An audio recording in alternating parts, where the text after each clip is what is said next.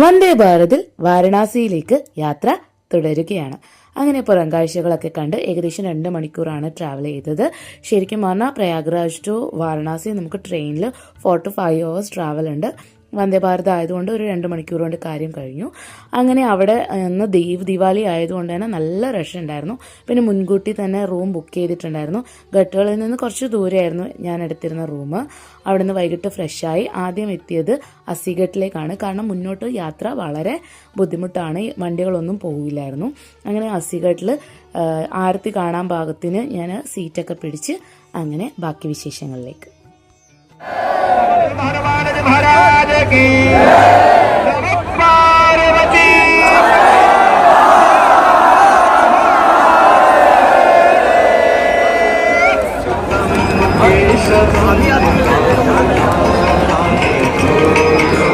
गोविंद बोलो हरि गोपाल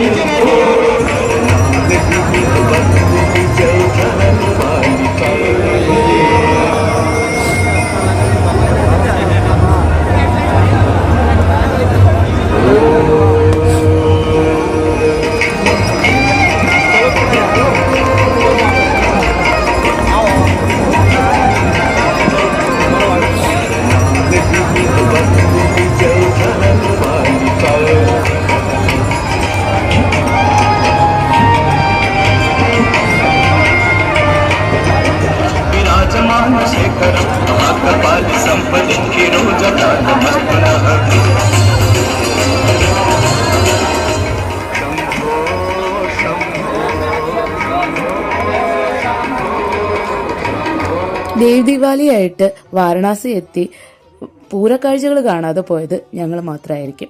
പൂരക്കാഴ്ച മീൻസ് അവിടുത്തെ ഏറ്റവും വലിയ അട്രാക്ഷൻ എന്ന് പറയുന്നത് ഫയർ വർക്ക്സ് ആയിരുന്നു.